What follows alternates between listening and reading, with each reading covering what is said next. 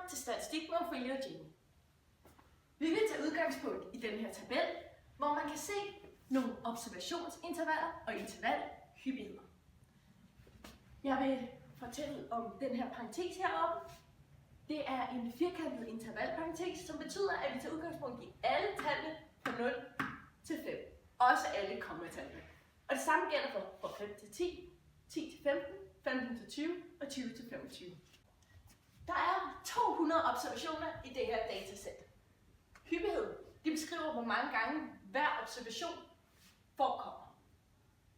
For eksempel kan man se her timer per uge, at der er 30 gymnasieelever, der ser fjernsyn 0-5 timer om ugen. Ligeledes kan man se, at der er 60 gymnasieelever, der ser fjernsyn 5-10 timer om ugen. Og derefter skal frekvens udregnes. Og frekvens den udregnes ved at se hyppighed divideret med observationssættets størrelse. Så vi kan tage udgangspunkt i den her hyppighed, der hedder 30 gymnasieelever. Der siger vi 30 divideret med 200, som er observationssættets størrelse, og så ganger vi det med 100 for at få det i procent. Det bliver så til 15%. Ligeledes kan vi gøre det med 60. 60 divideret med 200 gange 100, det giver 30. Og med 80, det giver 40%. Med 20, det giver 10%. Og med 10, det giver 5%. Så fik vi udregnet alle frekvens. Og derefter så skal vi gå videre til kumuleret frekvens. Og kumuleret frekvens, det er, når man tager frekvensen, og så plusser man den. Altså man lægger den frekvens til den forrige frekvens til. Den første er 15, og der er ikke nogen frekvens før 15, så hedder kumuleret frekvens 15. Dernæst lægger vi 30 til, og 30 plus 15, det giver 45.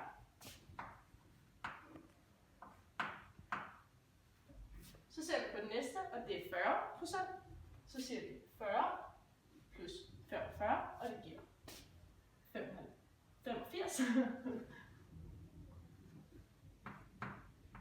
det er 85%, og så 10, og det giver 95. Og dernæst er den sidste 5%, og det giver så 100%. Og det var helst også det, vi skulle ende med. Sådan. Nu vil jeg tegne et histogram over frekvenserne. Og det gør jeg ved først at tegne en x-akse, der repræsenterer timer per uge. Og så her afsætter jeg mine observationsintervaller. Så der står 0, 5, 10, 15, 20 og 25. Og så fortsætter den derudad. Og så vil jeg afsætte hyppigheden som et areal, så et felt på den her størrelse, det svarer til 10% af det kumulerede frekvens. Så fra 0 til 5, der har vi jo 15%, så det svarer til halvandet af det felt. Så det tegner vi ind her. Og så fra 5 til 10, der har vi 30%, så det svarer til 3 af de her felter. Og igen så har vi 40% på den næste, og det svarer til 4 af felterne. Og så fra 15 til 20, der har vi kun 10%, så det svarer til 1 af felterne. Og på den sidste har vi jo 5%, som svarer til et halvt felt. Og der har vi så et histogram. Jeg vil nu tegne en sumkurve over de kumulerede frekvenser. Så først afsætter jeg en y-akse og en x-akse, hvor x-aksen repræsenterer timer per uge, og y-aksen repræsenterer kumuleret frekvens, som jeg forkorter til kumfrekvens. Og selvfølgelig skal der pile på i begge retninger. Og derefter afsætter jeg enheder. Så her går den op med 10 hvert felt. Så jeg skriver fra 10 op til 100.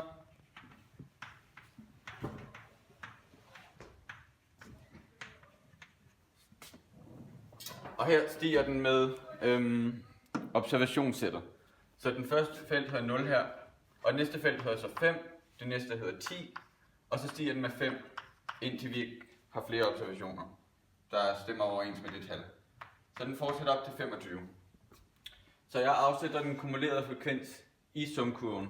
Så den kumulerede frekvens for 0, det var 0. Så den starter her, sumkurven. Og så for 5, det er så 15%.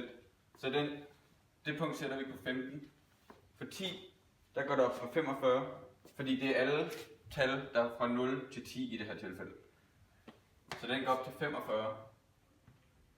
Og så det næste fra 0 til 15, det udgør 85% af alle observationerne. Og fra 0 til 20 udgør 95%. Og så når vi når op til 25, så har vi alle observationerne inden for den talrække. Og så forbinder vi punkterne med rette streger, fordi kurvede streger, der vil gøre den en fluid motion, de vil ikke repræsentere det rigtige tal. Så vi forbinder dem med lige streger. Eller så lige som man kan tegne dem. Og så har vi en sumkurve. Nu vil jeg så finde, hvor mange procent af eleverne, der ser under 8 timers tv om ugen. Og det gør jeg ved at gå ind og finde 8 på x-aksen, og så går jeg op og finder den tilsvarende y-værdi til det x-punkt. Og det svarer sig til ca. 34%. Derefter vil jeg finde ud af, hvor mange procent, der ser over 17 timer om ugen. Og det gør jeg ved at afsætte punktet 17 på x-aksen, og gå op og finder det tilsvarende y-værdispunkt, hvilket er 93%. Dernæst vil jeg så finde ud af, hvor mange procent, der ser mellem 8 og 17% om ugen.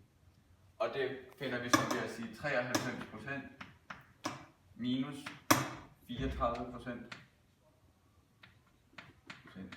Og det giver så 59%. Det vil sige, at der er 59% af eleverne, der ser mellem 8 og 17 timer om ugen. Nu går jeg så ind og afsætter den nedre kvartil, hvilket så svarer til ca. 7 timer om ugen. Det vil sige, at der er under 25% af eleverne ser under 7 timer om ugen. Dernæst går jeg ind og indsætter medianen, der svarer til 50%. Det er så ca. 11 timer om ugen. Det vil sige, at 50% af eleverne ser under 11 timer om ugen. Og så indsætter jeg 75%, som er tredje kvartil, og det svarer til 14 timer om ugen. Så 75% af eleverne ser under 14 timer om ugen. Og det var så slut fra Bentes Elite. Og så går vi videre til vejrudsigten. Tak for jer.